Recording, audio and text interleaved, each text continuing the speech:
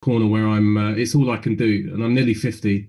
I've got 2 kids and a partner, and we want to obviously buy property and move and make the kids' future secure. But it's so niche, and jumping ship at this age is a very scary prospect. I don't know what else I could do, but I suppose it's just any advice for something that's so niche, so focused. My mindset, my relationship towards money is good. I don't think rich people are evil. I don't think money's evil. I think poverty's evil. I've got all that correct. And I do have some millionaire friends, but they're not friends. They're people that I've worked with. And I have actually offered my services for free, as you said. So I've kind of exhausted a lot of options. It's, it's quite complex, but, just for the sake of simplicity, any advice for someone in such a niche? Well, yeah, a lot of advice. There are 2 major ways for you to make a lot of money. One is, I love that you already have YouTube channel. The question is, how do you get your YouTube channel to go viral? And because, there are YouTubers who earn over $10 million a year. There are YouTubers who earn, I think the last couple of years ago, the YouTuber earned over $20 million a year. So who says you can? It's just, I think if I were your niche, I want to be the number one. That would be my decision. I'm going to be the number one YouTuber in my niche in the world. That's where it starts from. Because that's where because the making more money is just about either 2 ways. Either your solution is so rare that people are willing to pay premium, or your solution is so, mass market. You're able to offer it to so many people that you make so much money. And in your own field, I would rather say, provide it to everyone, like make it great. So if I were in your shoes, I want to come up with maybe 3 or 4 concepts. One of the concepts would be music with rich kids, right? And we're just going to be singing and, with children of rich people who are willing to work with me on this. So it would be like an exchange. Another concept could be, if you don't want to do with rich kids, is, exchange, right? I'm exchanging music lessons with my millionaire friends. So music and millions. So you're teaching them music, they are teaching you how to make money. And, and that becomes a content on YouTube. And you want to do all the optimization, do as much as you can to make it go viral. I promise you one day, a celebrity, a wealthy guy, Bill Gates. So there's a guy called Nas here in Dubai. He just started stuff, hosted Steve Harvey. Do you know right now, he just did his video with Bill Gates at the UN, Security Council. Like literally Bill Gates was looking at who can I, because this guy has over, tens of millions and he covers the Arab world heavily. So I'm sure Bill Gates just was like, who has how do we get the vision, the goal, the goalkeepers, this mission by year 2030, they want to end hunger, end this, and Bill Gates is heavily on that. And guess who was doing this kit with the guy? Bill Gates. They were doing this kit together with practically the richest guy in the world. So what happens as you start such niche, before at the beginning, it may be millionaires that nobody really knows that much, right? But before you know it, the big ones are reaching out to you to say, hey, can we do something together? And the channel really, really grows big. Now, last advice would be, how can you teach music in a more entertaining way?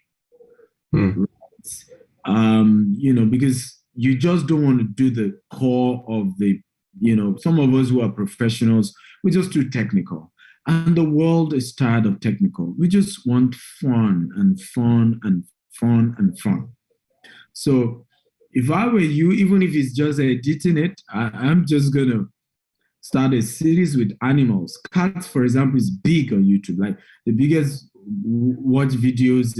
Any video you put cats in, just be ready for it to go viral. Reason we don't know why. Okay, so imagine teaching same music lesson. You have a cat, and you edit the movement of the cat to suit the reading, right, of whatever you're trying to teach. And then the next time is with dog, and then it's with, parrot, and then it's with tortoise and a lion at some point, or snake. But it's senseless. But, well, send me my prophet offering when you start getting the checks. Okay, thank you. You're welcome. Awesome. We'll be looking out for those cat videos, right? Yeah. Well, I don't have a cat anymore, unfortunately. So. You could rent one, or you could go rent a cat. There you go. That's a business idea. Yes, you could rent a cat. You could go to the house where they keep some of them that are missing, and it doesn't have to, because if you're going to try with different animals, you just want to, and you know what I realized about media? Once you say, hey, I want to do a video, I'm a YouTuber, people just open up like they've known you forever. Right? It's really funny how a lot of people just open up, really, really open up. Yeah. Awesome. Ayola, you've got another question.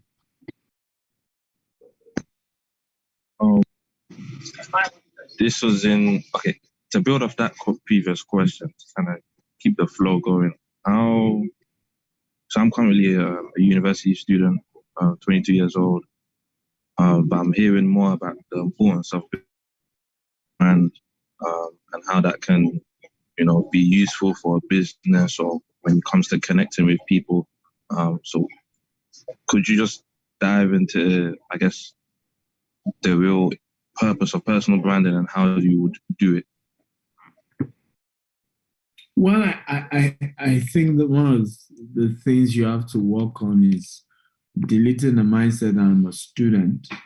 I think sometimes some words and labelings we use already kind of disempower us. It's almost like we saying, because I'm a student, I can't be a millionaire, or I can't be rich, as though education is an obstacle.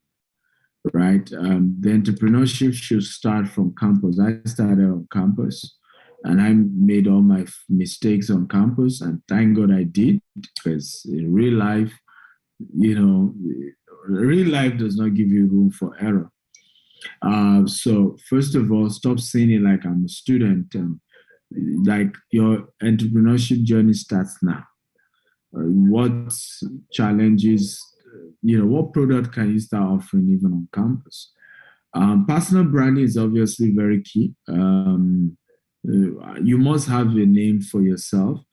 For example, I started calling myself then Nigeria's premier digital marketing consultant. I never saw anybody doing it. Nobody took that name years ago. And guess what? It stuck. And indeed, I was the premier guy.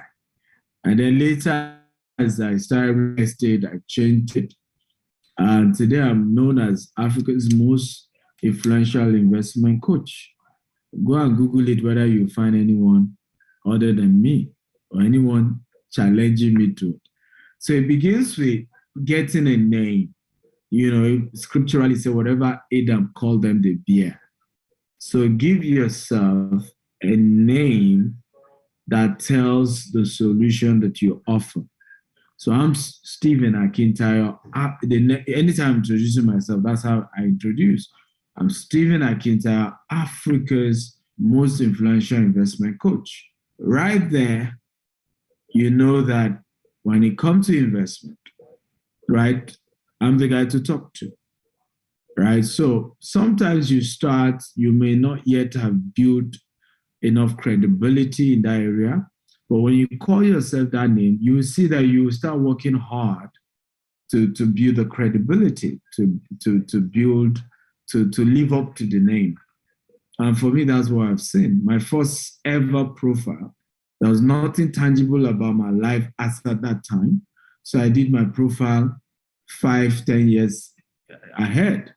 So I said, Stephen Akintayo is a TV host, author, speaker, and I mentioned so many things. Well, I had not authored any book as at that time. Today I've authored 37 books. I didn't host anything, no radio show or TV show. Today I have 3 TV shows, right? I've since hosted radio shows. So I prophesied my future. And you can do it. It's not a crime. If anybody wants, let them come and arrest you, right? So I did my profile based on where I'm going. I know where I am. And it's the same thing with life. How many of you dressed, it was when we started this Zoom meeting, you put on your clothes. Is there anybody like that here? Right? You dressed for the Zoom meeting. In other words, before you got to this Zoom meeting, you dressed before. And it's the way life is. You can do your profile for where you're going and not where you are. A lot of times we're forced to. And many important things in our lives, we don't do it when we get there. We do it before we got there. Nobody dress, for the occasion when they get to the occasion. They dress before they get to the occasion. So why not dress before you get to success? Why you not dress on your way to success? Makes sense, eh? Joanna, you love this. Like, this is it.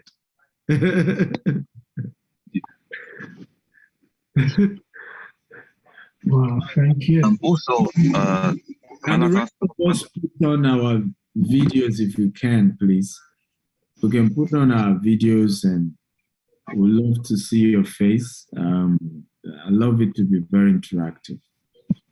Can I ask another question, sir? Please go ahead. Yeah, go on, Ayala. So also, I know you mentioned that you can start entrepreneurship now.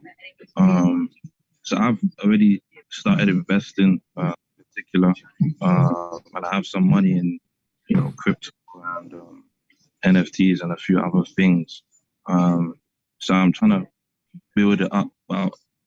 Referring it back to your book now, I know you mentioned in your Billionaire Habits about how you need to surround yourself with visionary people and have result-oriented relationships. How do you operate with when you have family members in particular who don't have that same mindset with you? You aren't as visionary as you were. Do you just space yourself from them? I know you mentioned in your book how you'd want to teach them so that they don't necessarily drag you down, but is it as extreme as cutting them off, or how did you operate building as you had people that, especially family members that weren't like you? Well, very good question. So for me, I did both. I tried to educate as many as were willing to be educated. I cut off from many of them. I also gave some space, including my dad. At some point, I limited my conversation with my dad to SMS because I realized a lot of time when we speak, it was just quite negative. So I left it to SMS. Dad, just send me a text. As long as I wasn't, in my own case, he wasn't responsible for me financially. So in your case, if they are responsible for you financially, you have no choice. So you better be a good boy or you're in trouble. And don't say I taught you to cut off from the person paying your bills. I would deny you right away. But in my case, my dad wasn't my breadwinner. Rather, he was one of those who wanted to keep getting and collecting and kind of, blackmail. I remember because I got famous early on social media. I started using social media. So I was going to keep demanding more. And they would tell me, oh, but people said they saw you on social media, you're big, you're this.